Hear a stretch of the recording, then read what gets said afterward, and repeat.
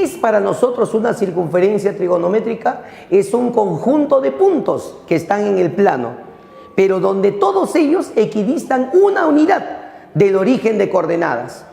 Antes de continuar, ¿qué es equidistar? Significa distancias iguales. O sea, la circunferencia está formada por un montón de puntos y todos esos distan una unidad del origen. Se encuentran a una unidad del origen. ¿Qué significa, profe? Significa que esa distancia común se llama radio. Entonces, la circunferencia es un conjunto de puntos donde su centro será el origen de coordenadas, el punto 0, 0, porque todos equidistan de él. Y la distancia común, la distancia de cualquier punto al origen, porque con ese equidistan, esa distancia debe valer 1. Entonces, por esa razón es que a esto de acá también se le suele llamar circunferencia unitaria. Y lo vamos a abreviar nosotros llamándole CT. CT es para nosotros la circunferencia trigonométrica. Entonces, repito, ¿qué cosa es una circunferencia trigonométrica? Es un conjunto de puntos donde su centro está en el origen y la distancia, o sea, el radio, debe valer ¿cuánto? 1. Todos cumplen eso porque todos equidistan del centro. ¿Ok? Muy bien, eso es lo principal para una circunferencia trigonométrica. Segundo, estos puntos donde la curva corta a los ejes coordenados, para nosotros son importantes en el análisis de las líneas. Por eso es que se ha tratado de darle un nombre a cada uno de ellos. Veamos, el punto A, que tiene coordenadas 1, 0, porque el abscisa es 1 y no hay ordenada 0, se le da el nombre de origen de arcos. Porque todo arco que tú ubiques acá sobre la circunferencia, si a mí no me dicen nada, ese arco debe empezar en el punto A. A eso se debe que le llamen origen de arcos. Es el origen natural para los arcos. Continuamos. Si el arco comienza en el punto B, este punto B tiene abscisa 0 pero ordenada 1, sería 0, 1, se le llama origen de complementos, porque el ángulo hasta acá es 90 grados y ustedes saben que a eso se le llama complementarios. A este que está acá, que es el punto opuesto de A, al opuesto de A se le denota así A', ¿ok? Y tendrá coordenada menos 1, 0, porque la abscisa es menos 1 y la ordenada es 0. Profe, el radio no era 1, el radio será 1, pero la abscisa es negativa porque está a la izquierda. El radio es una distancia, donde lo pongas siempre va a valer 1. Chicos, a este punto se le da el nombre de origen de suplementos, porque hasta acá el ángulo es 180 y a eso se les llama suplementarios.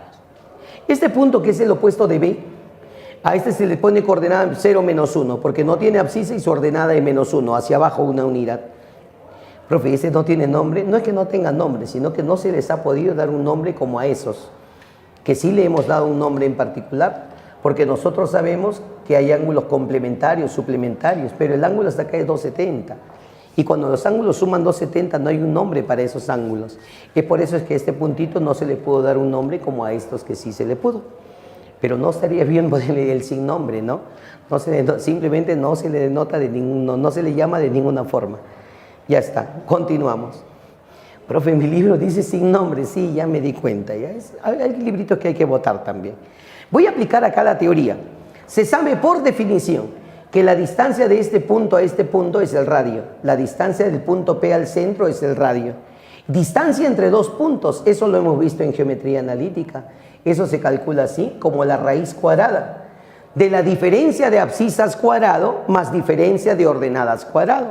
Diferencia de abscisas sería x menos 0. Sería entonces x menos 0 elevado al cuadrado, más diferencia de ordenadas, que sería y menos 0 elevado al cuadrado. Así se calcula esa distancia, y esa distancia se llama radio, y tú sabes que en la CT vale 1. Ya está. X menos 0 es x, entonces quedaría así, raíz cuadrada de x cuadrado. ¿Más cuánto? Y menos 0 es y, sería más y cuadrado. Y esto sigue siendo igual a 1. Elevarás al cuadrado y vas a obtener una ecuación. Elevando al cuadrado nos quedaría esto, x cuadrado más y cuadrado igual a 1. Porque 1 al cuadrado sigue siendo 1. A esto que acabamos de encontrar, chicos, le llamamos nosotros ecuación de la CT. Esta es la ecuación, esta es la regla de formación que va a tener cualquier punto que esté en la circunferencia trigonométrica. Repito, ¿cómo se le llama a esta igualdad obtenida? Ecuación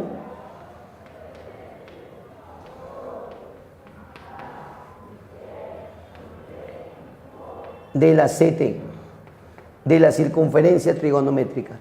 ¿Y eso qué significa? Que cualquier punto que esté acá debe cumplir con esto, porque esta es su regla de formación. Debe cumplir que su abscisa al cuadrado más su ordenada al cuadrado siempre me debe dar la unidad, siempre. Si quieres agarra cualquiera de estos y reemplázalo y cumple. La abscisa es 0 al cuadrado 0, ordenada 1 al cuadrado 1, ¿la suma sale 1 o no? Tenía que salir 1. Agarro este punto, abscisa menos 1 al cuadrado 1, ordenada 0 al cuadrado 0, ¿la suma es 1 o no? Tenía que salir 1 porque está en la circunferencia, tiene que cumplir con esto que se llama regla de formación o ecuación de la CT. Muy bien, chicos, esta es tu herramienta de trabajo, la circunferencia trigonométrica. ¿Ok? No se olviden de eso, características principales, centro en el origen y el radio es unitario. Y no te olvides que estos puntitos son importantes para el análisis y a cada uno de ellos se ha tratado de darle un nombre y a los que se pudo se le dio y a los que no quedan así como están. Muy bien, el segundo punto de nuestro tema es los arcos en posición normal. Todo arco que tú ubiques en la CT, así, todo arco que ubiques en la CT y que se inicie en el punto A, ¿quién era el punto A, profesor? El origen de arcos, pues hijo. Todo arco que se inicie en el punto A, que para ti es el origen de arcos, recibe este nombre, arco en posición normal. Entonces, un arco en posición normal no comienza en cualquier lugar, no. Inicia en el origen de arcos. Si lo giras así, sentido antihorario, arco positivo. Y si lo giras así, sentido horario, arco negativo. Veamos, voy a generar dos arcos. El primer arco lo generé desde A hasta P. Esto se llama arco AP. Si este arco de acá tiene un valor A, te digo que es A unidades, entonces a ese numerito A se le llama medida del arco AP. Repito, a este numerito A que está acá se le llama medida del arco AP. Y ese valorcito debe ser positivo. Y debe ser positivo porque está generado en sentido antihorario. Voy a generar un arco en sentido horario. Desde A hasta Q se llama arco AQ. Este numerito B que lo representa, ese numerito se llama medida del arco AQ. Medida del arco AQ. Profe, y ese valorcito B debe ser negativo. Y debe ser negativo porque está en sentido horario. Una de las características de los arcos en posición normal es esta. Que si el arco mide A, su ángulo central es A radianes. Mira, el mismo valor pero expresado en radianes. Si este arco mide B, su ángulo central será B radianes. El mismo valor, pero expresado en radianes. El arco no tiene unidades, el ángulo sí. Es el mismo valor, pero el ángulo está expresado en radianes. Si yo te digo que este arco vale 2, su ángulo será 2 radianes. El arco vale 3, su ángulo es 3 radianes. El arco es menos 1, su ángulo menos 1 radian. El valor es el mismo, solo que con radianes. Este arco vale pi tercios radianes, el ángulo, entonces su arco será pi tercios. El mismo valor, pero el arco y el ángulo tienen una diferencia, que el arco no tiene unidades, el ángulo sí, tiene que estar expresado en radianes. Muy bien, ¿qué puedo observar yo en la figura? En la figura yo observo que el arco AP y el arco AQ, ambos están en posición normal. Y además también el arco AP, ¿dónde termina? Esa es una característica de los arcos en posición normal, que el lugar donde acaba el arco, ese va a ser su cuadrante. El arco AP terminó en el segundo, ¿o no? Entonces se dice que el arco AP pertenece al segundo y debe ser positivo. Ya está. El arco AQ terminó en el tercero, porque esto es primero, segundo, tercero. Entonces, si el arco AQ está en el tercero, debe ser negativo. ¿Porque está en el tercero? No, porque lo has girado en sentido horario. Entonces, así se trabaja con arcos en posición normal y esta es nuestra herramienta principal de trabajo, que es la CT. Muy bien. Veremos ahora qué relación existe entre los arcos en posición normal y los números reales. Para eso me voy a valer de la CT, circunferencia trigonométrica. Ya sabes, el radio vale 1 y su centro está en el origen. Y esto que está acá son los ejes coordenados. ¿Qué es lo que va a hacer, profe? Voy a agarrar una recta numérica, una recta real, cuyo origen esté acá, en el origen de arcos de la CT. Ahí justito le corresponde. Es como si el eje Y lo hubiese puesto acá. Entonces el origen pasó a ser este. Ese es el nuevo 0 para esta recta. Como esto es una recta numérica, por acá estarán los valores positivos, como los he puesto ahí. 1, 2, si quieres más, tú sigues arriba. Valores negativos, menos 1, menos 2, menos 3. Si quieres más, sigues hacia abajo. Ya está. Y esa es una recta numérica. ¿Qué es lo que va a hacer, profe? Voy a agarrar la recta numérica y la voy a doblar como si fuese una cinta flexible sobre esta circunferencia. Imagínense que sea pues un carrete de hilo y yo lo voy a doblar el hilito. Entonces, ¿qué es lo que va a pasar cuando yo haga eso? Eso de ahí, primero, me va a ayudar a establecer una correspondencia entre los números y los arcos. Y de ahí en adelante tu cabecita debe tener presente que todo arco es un número real. Y que todo número real, si lo llevo a la CT, me va a representar un arco, pero en posición normal. Comencemos. Agarro la parte positiva y lo giro. Acá está la parte positiva. Muy bien. Si esto de acá era 1, ese valor 1 cuando yo agarre y enrolle esta recta, va a pasarse acá. O sea que este valor 1 se pasó acá. Este valor 2 se pasó acá. Y los demás valores también se pasan por acá porque es la misma recta que la estoy enrollando. Lo mismo va a pasar con el segmento, la parte negativa. A ver, lo giro hacia allá. El valor 2 lo giro hacia acá. Ya está. Estamos haciendo el enrollamiento. Profe, ¿qué ocurrió? Acabo de observar que los números que estaban en la recta pasaron a ubicarse en la circunferencia. Ya está. ¿Y eso qué significa? ¿Qué significa que esto sea valor 1? Que este segmento orientado también vale 1. Valor 2 significa que este segmento orientado vale 2 desde acá hasta arriba. Valor menos 1, este segmento es menos 1 y todo este segmento sería menos 2 para nosotros. Muy bien. Profe, pero cuando usted agarre la recta y lo enrolle sobre la circunferencia, este segmento se convierte en arco. Así es, y todo arco que comienza acá se llama arco en posición normal. O sea que los números reales, cuando los lleve a la CT, se convierten en un arco en posición normal. Este número 2, agarro y lo doblé, llegó hasta acá, se convirtió en el arco 2. Ah, profe, el número 1 en la CT se dice arco 1. El número 2 se dice arco 2. Al igual ocurre acá con los negativos. El número menos 1 se convierte en el arco menos 1. El número menos 2, cuando lo lleve, se convierte en el arco menos 2. Conclusión, acabas de observar que todo número real se puede convertir en un arco, pero un arco en posición normal. Entonces el número 1, arco 1, número 2, arco 2, número menos 1, arco menos 1, número menos 2, arco menos 2. ¿Eso qué implica? Que todo número real, todo número que estaba en la recta, se representa en la CT como un arco en posición normal. ¿Ok? Por eso decimos, los números reales son arcos. O viceversa, los arcos son números. Y eso es lo que te he tratado de escribir en estas dos partecitas del final.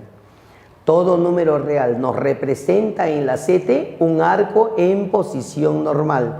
Y viceversa, todo arco en posición normal quedará representado por un número real. Entonces, cuando tú me hables de un arco es un número real. Entienda eso, ¿ok? Esa es la correspondencia que existe entre los arcos y los números reales. Muy bien, ahora pasemos a ubicar arcos en la CT. Si estamos hablando de arcos bastante, es porque los arcos son la base de todo esto. O sea, todo esto se analiza en base a arcos. Muy bien, para eso voy a colocar un par de ejemplitos para ubicarnos bien. Primer ejemplito, ubique los arcos 3 epicétimos, 5 epicétimos, 9 epicétimos, 11 epicétimos en la CT. Siempre que quieras ubicar arcos en la CT, tus referencias son los cuadrantales. Siempre para ubicar el cuadrante de un arco, tengo que saber tomar como referencia, los arcos cuadrantales. Y ya tú sabes quiénes son. Aquí está el 0, acá está el pi medios, acá está pi, 3 pi medios y 2 pi. Profe, ¿y dónde está el arco 3 pi séptimos? Ah, bueno, para saber dónde está el arco 3 pi séptimos, usted agarra y divide 3 entre 7.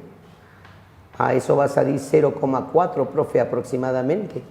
Entonces dices 3 pi séptimos, a ver, vamos a colocarlo por acá, 0,4. Te das cuenta que no hemos tocado el pi, ¿no? O sea, 3 pi séptimos sería así. Esta división es 0,4, sería 0,4 pi. ¿Dónde está ubicado 0,4 pi? Aproximadamente. Primer cuadrante, porque el primer cuadrante va desde 0 hasta 1/2 de pi, y 1/2 es 0,5. Desde 0 hasta 0,5, 0,4 debe estar por acá, pues, profe. Aquí se encuentra el arco 3 pi séptimos. Aproximadamente, ¿cuánto es eso? 0,4 pi. Ya está. O sea que para ubicar el cuadrante es fácil, pues simplemente divide los numeritos y sabrás dónde ubicarlo. A ver, el arco 5 pi séptimos.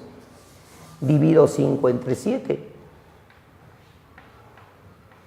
Profe, aproximadamente eso sale 0,7 por 7,49.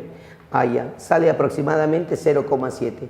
Acá está 0,5 pi hasta 1 pi. De 0,5 a 1, 0,7 estará por acá. Entonces, aquí está el arco para nosotros, 5 pi séptimos.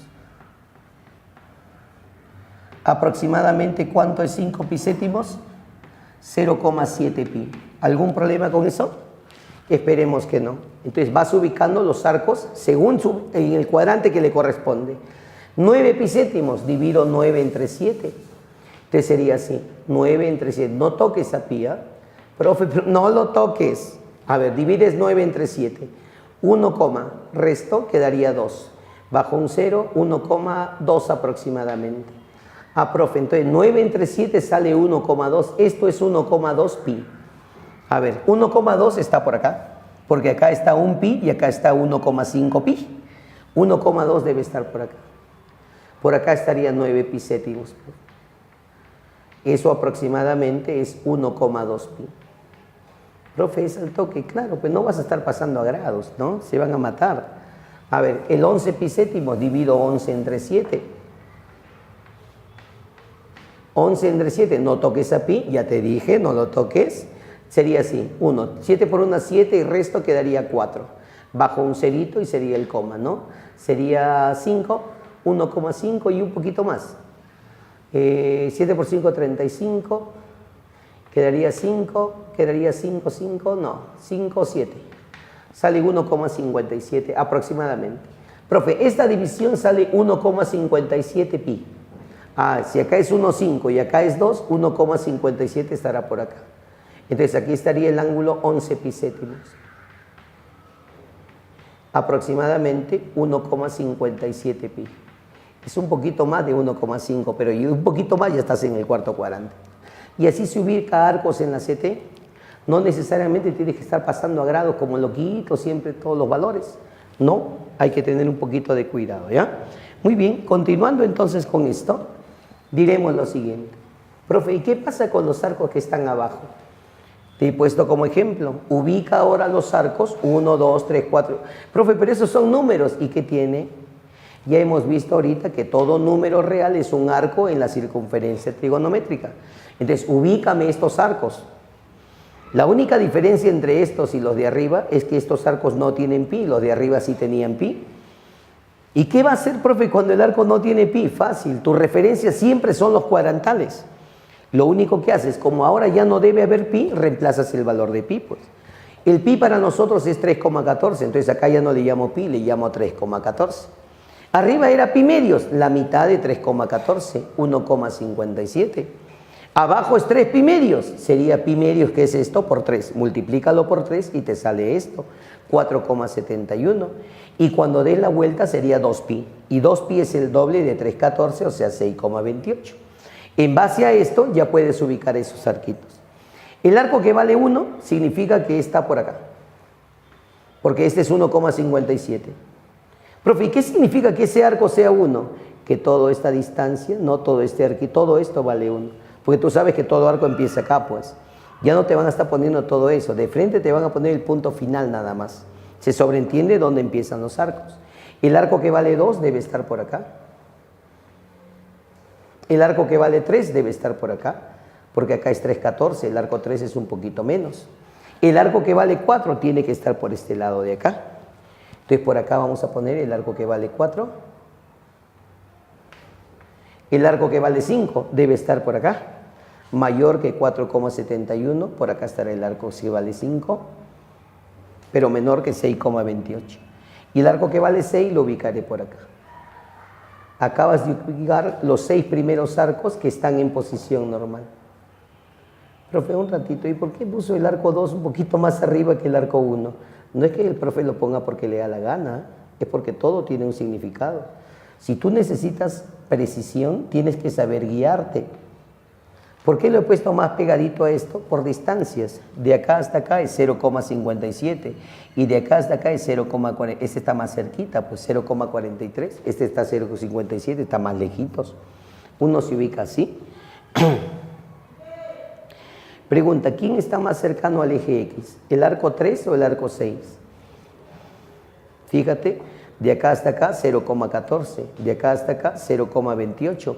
Ah, este está más cerquita porque la distancia es menor. Entonces así también voy a ubicarme. Siempre es bueno manejar eso de ahí. Muy bien. Veremos ahora los arcos cuadrantales en la circunferencia trigonométrica. Mire, nosotros ya hemos visto que los ángulos cuadrantales son los que caen en los ejes. Entonces los arcos cuadrantales también son los que caen en los ejes. Todo arco cuadrantal es múltiplo del ángulo recto. Todo eso ya está establecido porque ya lo hemos estudiado en el tema anterior o en los temas anteriores. Todo arco cuadrantal que caiga a la derecha siempre debe ser un par de pi. ¿Por qué, profesor? Te pones a contar, hijo. 2pi, 4pi, 6pi, 8pi, 10pi, 2, 4, 6, 8, 10, son pares de pi. Esa es la forma general. Pares de pi. ¿Cómo se escribe un número par? 2n o 2k. Entonces se dice 12 pi, pero una cosita, ese n debe ser entero. Siempre que tú generalices un valor, a esa letra que uses para generalizar se le llama parámetro. Y los parámetros solo toman valores enteros. Entonces, ¿qué forma general tienen los cuadrantales que caen a la derecha? Pares de pi, pero no olvidarse que su parámetro es entero. A partir de ahí comenzamos. Los cuadrantales que acaban arriba. Todo cuadrantal que acabe arriba, ¿qué forma general debe tener? 2n pi más este pedacito. Pero este pedacito de acá es pi medios. Entonces el arco de arriba tendrá la forma de 2n pi más pi medios. No olvidarse que el que cae acá, ese número n, perdón, debe ser entero, nada más. Acá. Si tú efectúas eso, sacando mínimo como un múltiplo, factorizando, te va a salir 4n más 1. Por pi medios. Si tienes duda, multiplica 4n pi sobre 2, 2n pi, pi medios por 1, pi medios. Así que esto y esto es lo mismo.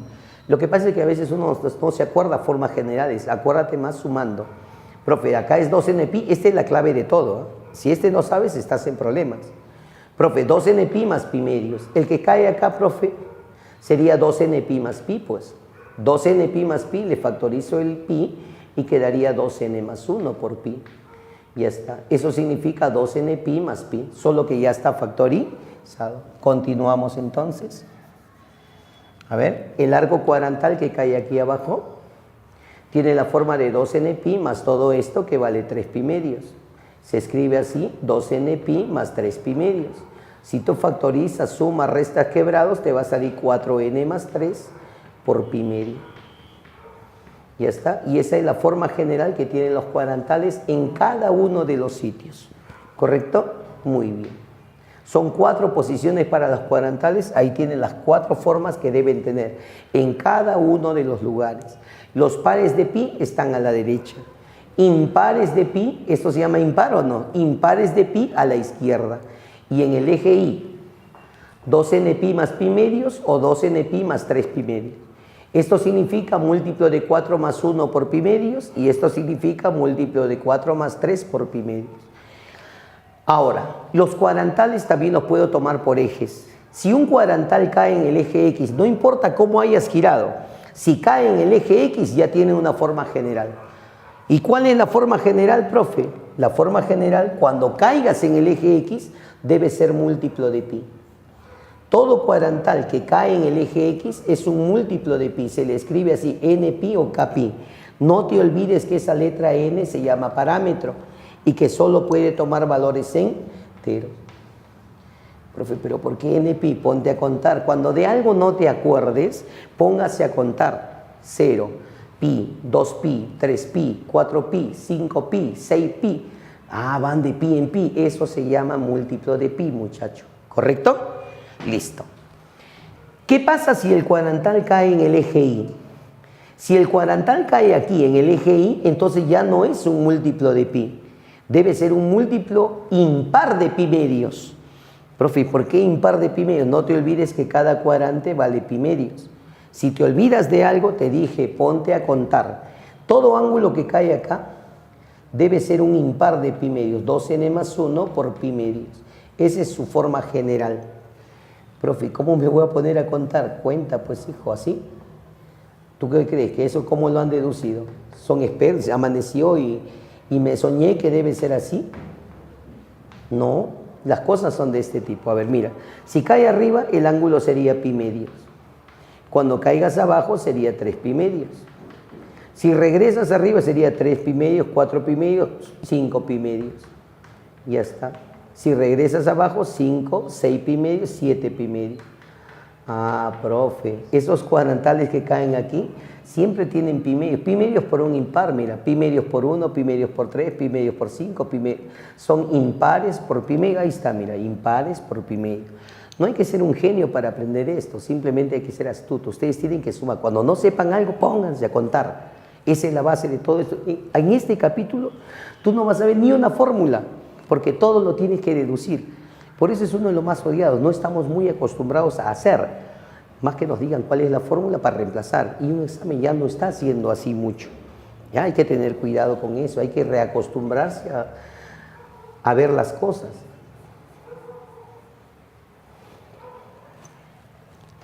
Bien, chicos.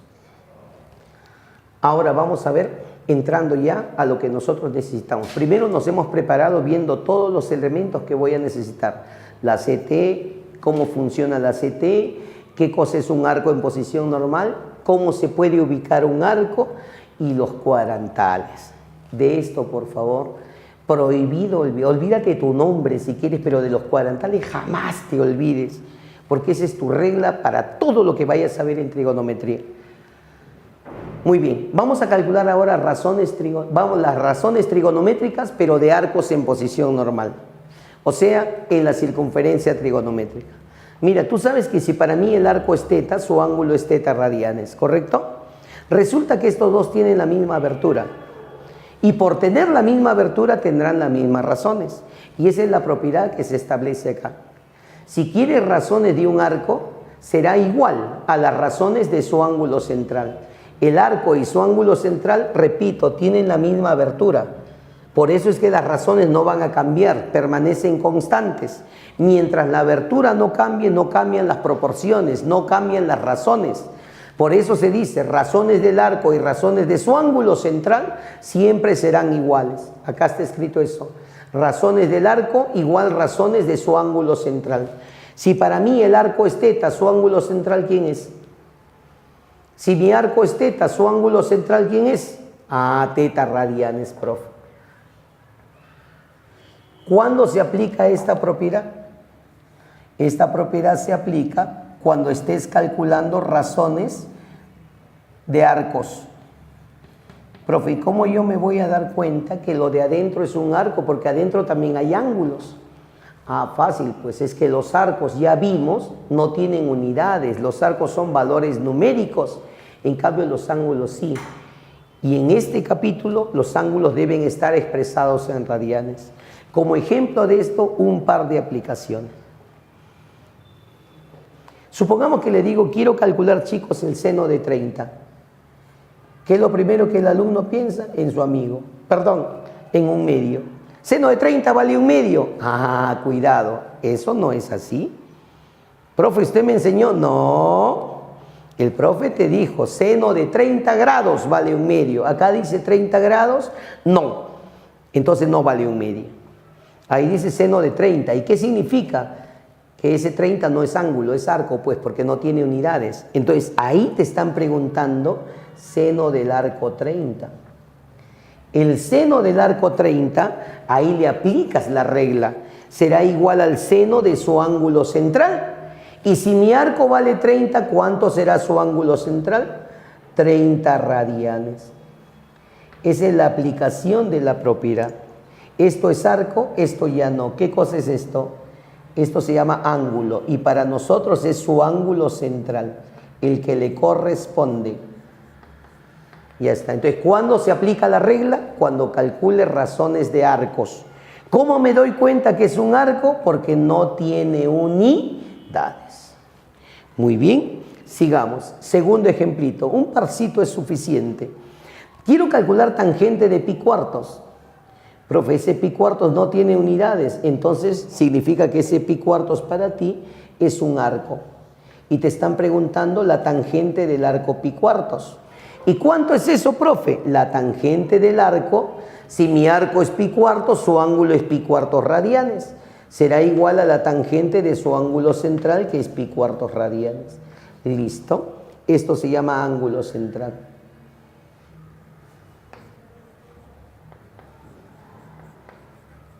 Si tú quieres transformar a grados, no se puede el arco, porque el arco es un número. Los números no tienen unidades. Los ángulos sí los puedo pasar a grados. Porque pi radianes es 180 entre 4. Ah, esto sale 45, profe. Y la tangente 45 vale 1. ¿Se dan cuenta? Entonces ahí yo puedo trabajar. Entonces, esta propiedad, ¿cuándo la vas a usar? Cuando quieras razones de arcos. Las razones del arco serán iguales a las razones de su ángulo central. ¿Es correcto eso? Esperemos que no haya ningún problema. ¿Cómo me doy cuenta que es arco? Porque no tiene unidades. ¿Cómo me doy cuenta que es ángulo? Porque sí tiene unidades. Los ángulos puedo transformarlos a otro sistema, los arcos no, porque son valores numéricos. ¿Ok? Esperemos estar claros con eso. Ahora continuaremos con lo siguiente. Calculemos ahora las razones de un arco en posición normal. Para ello, ubicaremos un arco en cualquier cuadrante. En este caso lo voy a ubicar en el tercero. Veamos, si tengo un arco en el tercer cuadrante y le llamo teta, entonces su ángulo central debe ser teta radianes. Y para no escribir todo esto le vamos a poner alfa. O sea, para mí es alfa, viene a ser teta radianes. Por definición, las razones del arco en posición normal serán iguales a las razones de su ángulo central, que viene a ser alfa. Es lo que está escrito acá. Razones del arco teta son iguales a las razones de su ángulo central, que es alfa. Calculemos ahora una por una las razones. Si quiero calcular el seno del arco teta, se calcula el seno de su ángulo central, que es alfa. Y el seno de un ángulo siempre es ordenada sobre el radio vector. Ahí está, ordenada sobre el radio vector. Pero como estás en la CT, el radio vale 1. Entonces, ordenada sobre 1, eso sale Y. Lo cual implica que el seno del arco teta será la ordenada del punto P. O sea, la ordenada de su extremo. Porque P es el extremo final del arco teta. Calculemos coseno. El coseno del arco teta será igual al coseno de alfa, porque ese es su ángulo central. Y el coseno es abscisa sobre radio vector. Estés en el cuadrante que estés, la definición jamás cambiaba. Profe, el radio vector vale 1, entonces la división sale X. Con lo cual compruebas que el coseno del arco teta será el X, o sea, la abscisa del punto P. Ah, entonces el coseno de teta es la abscisa de este punto, que es el extremo del arco teta. Muy bien. Tangente del arco teta será igual a la tangente de alfa, que es su ángulo central. Y una tangente en el plano coordenado es ordenada sobre abscisa. Ordenada sobre abscisa. Colocando esto, tú ya comprobaste una identidad. Porque si yo divido ordenada sobre abscisa, ¿qué estás dividiendo? Seno sobre coseno. Por eso decimos nosotros, toda tangente debe ser seno sobre coseno. Y ya lo demostraste sin necesidad de tener ni un triangulito, sino en forma general. Esto de acá en realidad es una herramienta que te permite demostrar todas las identidades, simplemente aplicando esta definición que está aquí, que hay que saberla manejar bien. Acabamos entonces de comprobar que si quiero calcular el seno y el coseno en la CT, ¿no es cierto? Porque estamos trabajando en la CT. Bueno, el seno y el coseno son dos coordenadas. El seno viene a ser la ordenada y el coseno la abscisa del punto final. El punto final del arco teta. Si quiero las coordenadas del punto teta, del extremo final de teta, coseno, seno de teta. Coseno es la abscisa y seno es la ordenada. Eso lo hemos puesto acá como observación. Después de calcular las razones del arco teta, se observó que las coordenadas del punto P, que es el extremo del arco teta, son: este punto P tiene una abscisa, que es el coseno, y tiene una ordenada que viene a ser el seno. Entonces el punto P sería XY y siempre será coseno seno. El punto final de un arco siempre será coseno seno de ese arco. En general, entonces, coloco mi circunferencia trigonométrica. Este es mi arco teta. El punto final del arco teta, coseno seno del arco teta. Tengo mi arco alfa. Mientras esté en posición normal, la definición funciona. El punto final de alfa, coseno seno de alfa. Repito, el punto final de alfa, coseno seno de alfa. Profe, pero el arco es negativo, eso no importa. El punto final, coseno, seno. Nada más. Muy bien. Con esto entonces hemos visto la forma de cómo calcular razones y qué implicancia tiene para calcular coordenadas de un punto en la circunferencia trigonométrica. Muy bien. Veremos ahora las líneas trigonométricas. ¿Qué son las líneas trigonométricas? Como lo hemos puesto acá, son segmentos de recta orientados cuya medida nos representa el valor numérico de una razón trigonométrica. Entonces, las líneas son segmentos de recta, pero tienen orientación. ¿Eso qué significa? Que pueden ser positivos o pueden ser negativos. Entonces, las líneas trigonométricas son segmentos orientados cuya medida nos representa el valor de alguna de las razones trigonométricas. Nosotros sabemos que hay 6 razones. Entonces habrán 6 líneas, una línea para cada una de las razones. Comencemos. Si yo quiero graficar la línea seno o representar la línea seno, diremos así: el seno de un arco en posición normal se representa como la ordenada de su extremo. Por ejemplo, tengo mi arco alfa. Este arco alfa tiene una abscisa y tiene una ordenada. La ordenada de ese punto será el seno del arco alfa. Eso es lo que nos está diciendo la definición y eso es lo que comprobamos hace un ratito. Porque al calcular el seno del arco teta, yo había demostrado que era el Y, o sea, era la ordenada. Conclusión: cuando quieras graficar un seno, grafique la ordenada. Si yo tengo el arco alfa, la ordenada del extremo final, eso será seno de alfa. Profe, y si este es el arco beta, la ordenada de este punto será el seno del arco beta. ¿Qué cosa es el seno entonces? Es la ordenada del extremo del arco. ¿Y la ordenada dónde debe estar ubicado? En el eje Y. Aquí se ubican las ordenadas. Pero también sabemos que una ordenada es esto. Chicos, si esto es una recta numérica, del origen hasta acá, este segmento también es seno de alfa, que lo puedo colocar acá.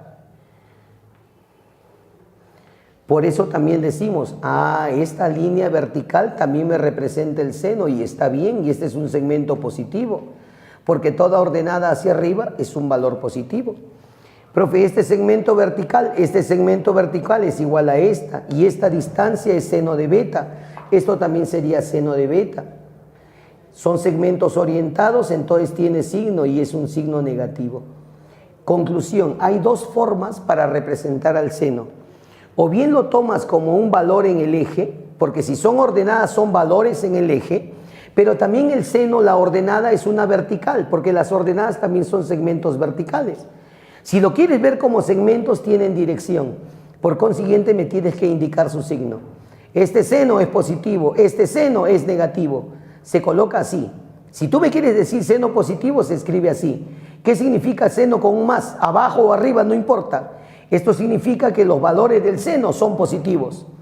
¿Qué significa seno con un menos? Eso significa valores del seno, valores negativos. Pero no vayas a poner el signo adelante. Eso ya no significa negativo.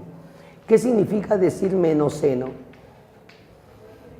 Eso no significa seno negativo, por si acaso. Esto significa opuesto del seno. Y el opuesto del seno puede ser positivo, puede ser negativo, dependiendo de dónde esté. Entonces, las líneas trigonométricas simplemente se le llama seno. Esté para arriba, para abajo, no importa, seno. Pero tú me indicas el signo colocándolo abajo o colocándolo arriba. Si lo pones adelante ya no es negativo ni positivo. Se llama opuesto del seno. Ya no estás graficando el seno, estás graficando el opuesto del seno. Y eso no es lo que estamos viendo ahorita. Lo mismo ocurre para todas las líneas trigonométricas. Veamos la línea coseno. La línea coseno o el coseno de un arco en posición normal se representa en la CT como la abscisa de su extremo, cosa que también habíamos demostrado hace un ratito, porque el coseno me salió X, quiere decir que el coseno es una abscisa. Entonces veamos, si yo tengo un arco en el segundo cuadrante, no interesa en qué cuadrante estés, sino que el arco esté en posición normal. Si tengo un arco en el segundo cuadrante, entonces la abscisa de ese punto será el coseno del arco. Profe, ¿qué era la abscisa? Es el valor en el eje X, pues. Lo llevas al eje X, este puntito tiene un valor, eso se llama abscisa del extremo. Esta abscisa será el coseno del arco alfa. Te llevo a otro cuadrante, arco beta, cuarto cuadrante. Quiero la abscisa de beta, lo llevo al eje X. Ese valorcito será el coseno de beta, porque es la abscisa del arco, del extremo de beta. Entonces, así se grafica un coseno. Es un valor, pero en el eje X. ¿Por qué? Porque un coseno es una abscisa. Pero resulta que ustedes también saben que la abscisa es la parte horizontal. Entonces, si yo quiero graficar el coseno del arco alfa, también sería este segmento que se dirige hacia allá, porque la abscisa y la ordenada siempre se dirigen al punto. Entonces, la abscisa sería esto. Esa abscisa es el coseno del arco alfa. Y este coseno es un valor negativo. Cada vez que uses un segmento, como es una flechita, tiene signo, tiene dirección, tienes que indicármelo. Profe, el coseno de beta, si mi arco beta está acá, la abscisa sería este segmento. Ese segmento sería para mí el coseno del arco beta. Y en este caso este coseno es positivo. ¿Por qué? Porque las abscisas que se dirigen a la derecha son positivas, abscisas a la izquierda negativas. Entonces ahí tenemos la forma de representar un coseno. Dos formas. O bien lo tomas como valor en el eje. ¿En qué eje? En el eje X. Pues no ves que es una abscisa, tiene que estar en el eje X. O bien lo tomas como un segmento horizontal. Si se dirige a la derecha es positivo y si se dirige a la izquierda es negativo. Muy bien. Entonces cuando tú veas esta notación, coseno con más, ¿eso qué significa, profe? Coseno con más significa que el coseno toma valores positivos. Ahí está, coseno con más significa que el coseno toma valores positivos. Y si veo coseno con menos, abajo, arriba, no importa, eso significa que los valores del coseno son cantidades negativas. Muy bien, ahí tenemos entonces cómo se grafica el seno, cómo se grafica el coseno de un arco en la CT. Si yo les preguntase, hablemos del seno, el seno es así. O también el valor en el eje Y. ¿Dónde el seno es positivo? Cuando se dirija hacia arriba, profe. Si se dirige hacia arriba, primer y segundo cuadrante. Si se dirige hacia abajo, segundo y tercer cuadrante. Los senos serían negativos. Hablando del coseno. El coseno es una abscisa, se representa así, horizontal. Si se dirige a la derecha, positivo. Y si se dirige a la izquierda, negativo. El coseno es positivo para acá, primer y cuarto cuadrante. Coseno es negativo para allá, segundo y tercer cuadrante. Y ahí tendremos la ubicación de cada uno de los cosenos y sus signos correspondientes. La línea tangente ahora para nosotros se representa así. Si tú quieres graficar la tangente de un arco, representar la tangente de un arco que está en posición normal, paso 1. Primero debes trazar el eje de tangentes. Profe, ¿qué es eso? Es una recta numérica. Es una recta numérica, repito, como si fuera el eje Y, recta numérica, pero que se traza desde el punto A, desde el origen de arcos de la CT. O quiere decir que el punto A es el nuevo origen ahora, es como si el eje Y lo hubiera puesto acá, este nuevo origen está acá, este es el cero de esta recta.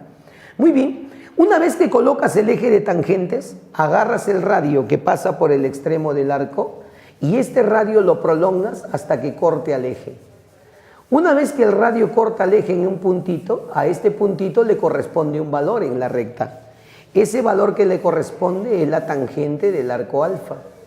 Entonces, ¿la tangente qué cosa es? Es el valor que le corresponde en la recta numérica, en el eje de tangentes.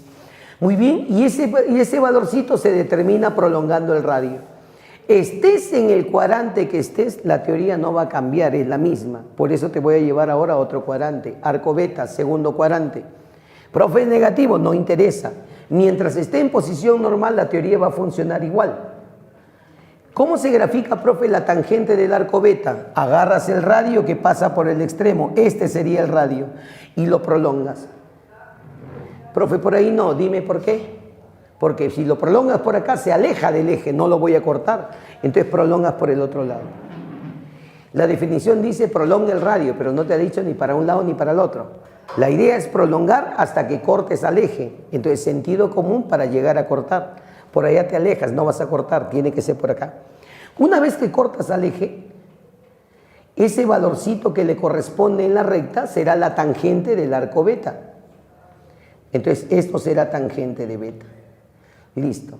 Por eso decimos que la tangente, ¿qué cosa es? El valor que le corresponde en la recta numérica, en el eje de tangentes.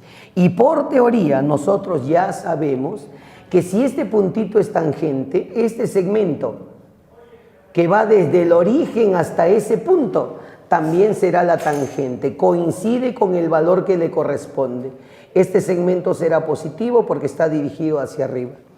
Si este puntito tiene un valor tangente de beta, el segmento que se dirige desde el origen hasta ese punto, eso también será tangente de beta, porque coincide con el valor que le corresponde.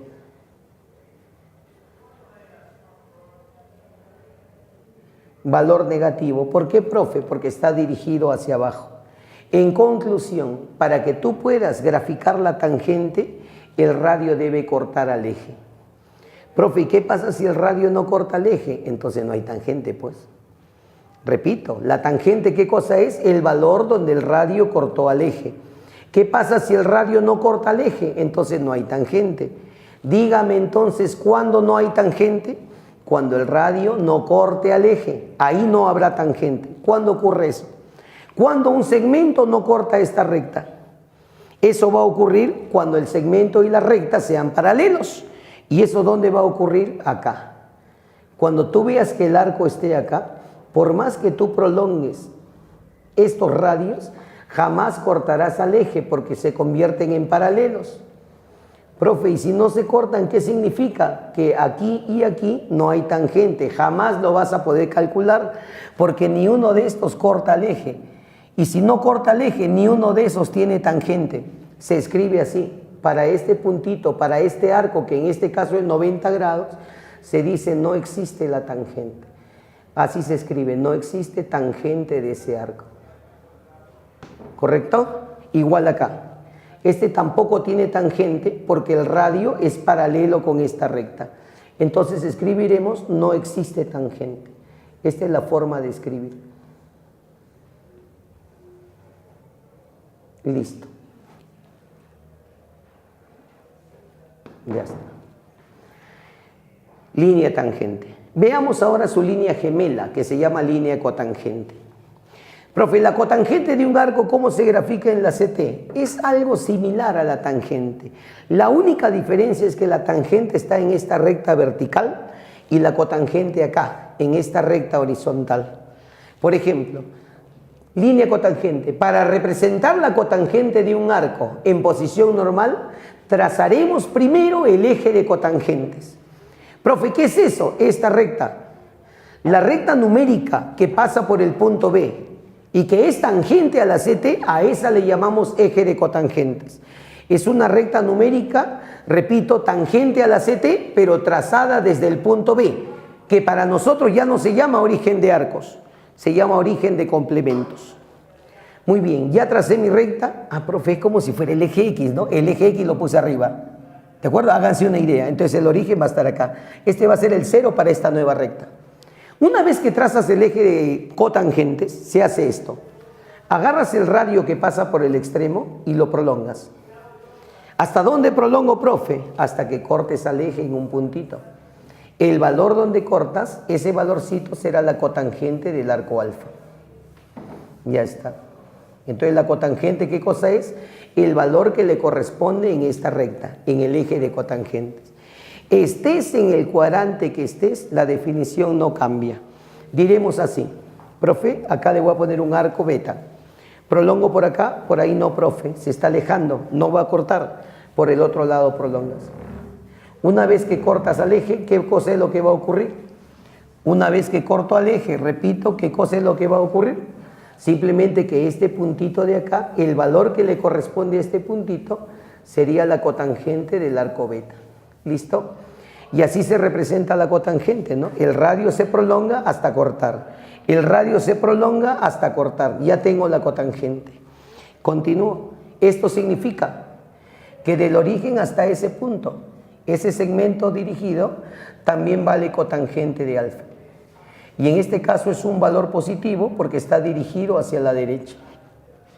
Este segmento dirigido del origen hasta acá, que se dirige desde el origen hasta el punto cotangente beta, esto también será cotangente de beta.